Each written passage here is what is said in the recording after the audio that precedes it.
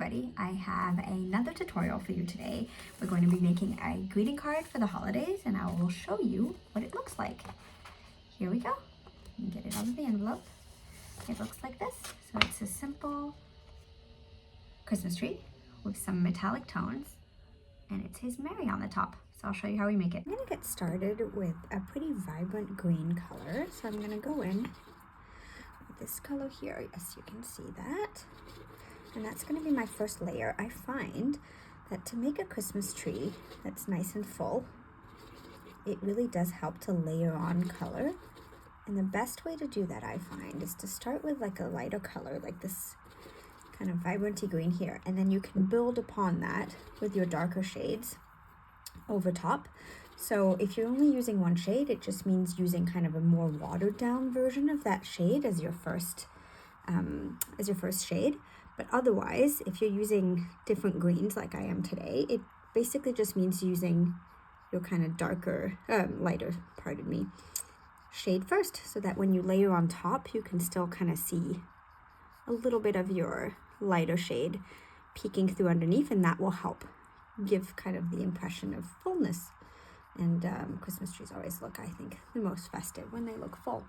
So then what I'm going to do, so I'm going into my color. I have a brush here. I'm using a number 8 Van Gogh Royal Talens brush, and it has a nice pointy edge, as you can see. And so what I'm basically doing is kind of working in tiers. So I'm making kind of triangular shapes and little strokes with my brush. And I'm just making kind of a tier underneath my first tier and making it slightly bigger, like so. And then I'm going to go underneath here, make another tier. I'm not thinking too much about it in terms of kind of shape, because I do think that the end result always looks better if your Christmas tree has kind of an organic shape to it. That looks pretty good. And then I think I'll do one last tier. So it's up to you. You can do 3 or 4, but I think I do have room for 4 here. And I am making sure to leave, as you can see, some little pieces of kind of white where you can still see the paper underneath, and that will help when I layer and you don't want to be painting just a huge block of color. Okay, so let's see. And I did not tape my paper down because as you can see here, I'm going to the very edge. And so it's obviously difficult to do that if you're taping it down.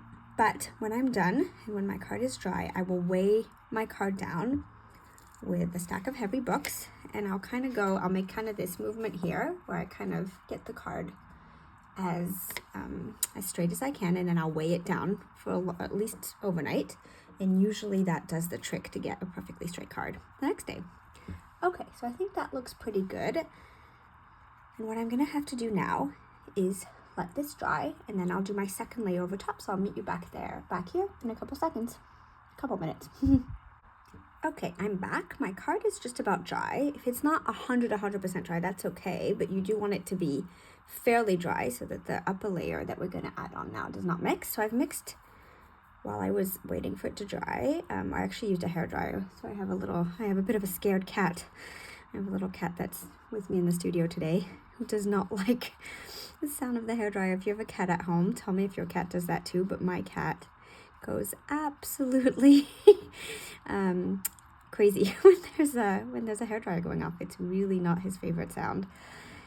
But it's over now. So anyhow, my first layer is pretty dry, and now I'm adding in this darker shade of green, and I'm going over the tiers that I made in the same kind of shape, doing these kind of strokes with my brush. But what I'm doing is I'm making sure to hit some of the white spots that I had left in those tiers, and of course what I am making sure is not to cover my entire layer underneath, because otherwise it kind of defeats the point of having taken time to create that layer. So I'm going to go ahead and create this layer here, and you see it already starts to look kind of fuller, because what it does is it shows you the first layer kind of peeking through, and that looks like it's what you're seeing from farther away. And so I find that really helps make your Christmas tree look nice and full. What I would love to know in the comments too is if you do get a Christmas tree for your house, do you go for the real variety, or do you get an artificial Christmas tree that you reuse every year? I usually get the real variety. I find that there's something about the smell.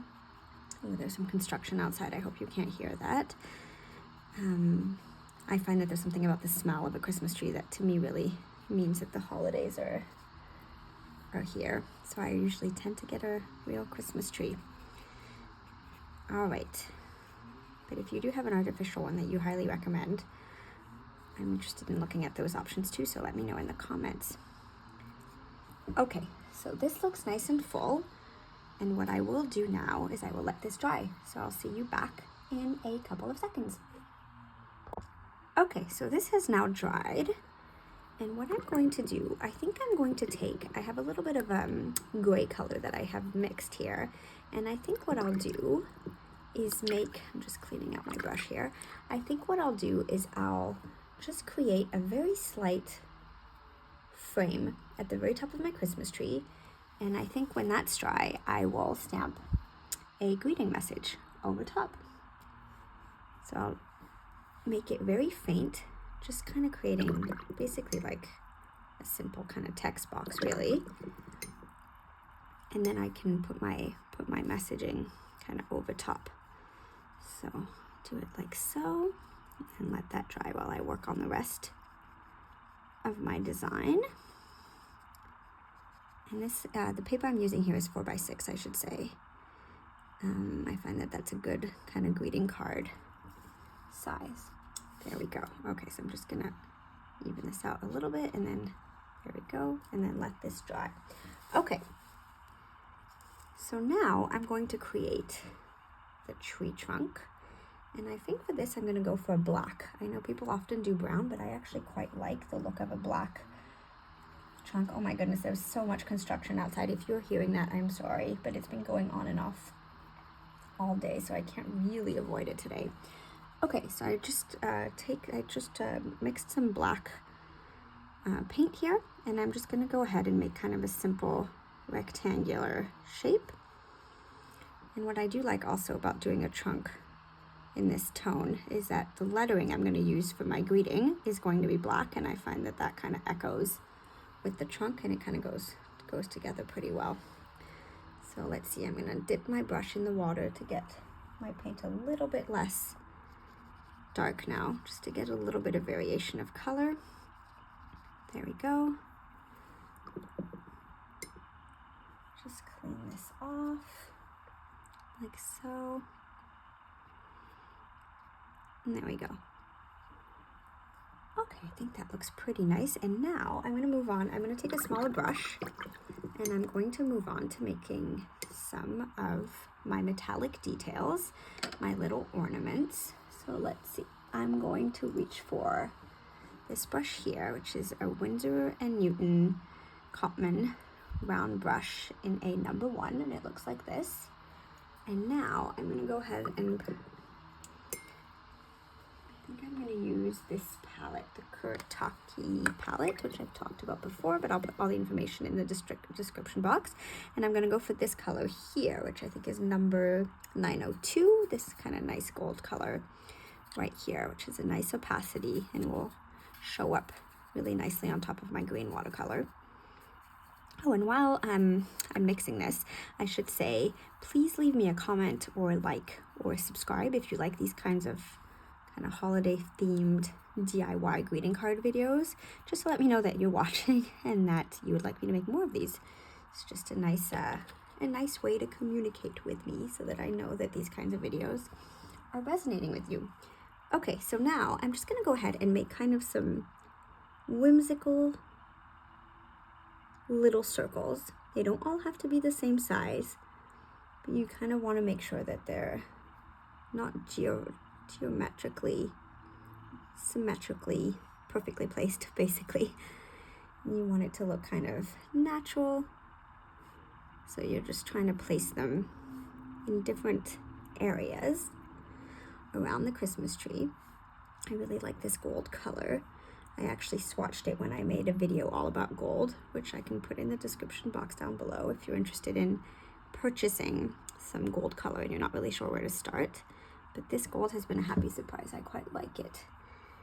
So I think that looks quite nice here. Maybe one last one here. What do we think? Maybe one last one here. So start by putting not too many, then take a look at it, and then you can always add more. That's usually the good way to go. So I'll show you from a bit closer what that looks like. I think that looks pretty nice. And I think what I'll do is use a bit of a festive kind of red color. I will show you.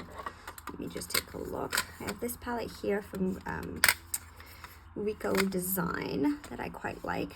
So this one could be a good choice. Maybe this color here. Why don't I try this metallic color and see what I think. So I think for this one I can just mix it kind of straight into the pan here just to see. Looks like it will be a nice vibrant color, but let's take a look over top. So I'm really loading my brush. You want to make sure that you're putting a lot of color to get that kind of opaque effect, because obviously watercolor dilutes with water, so you want to make sure you're putting a lot of color like so. And now I'm gonna go in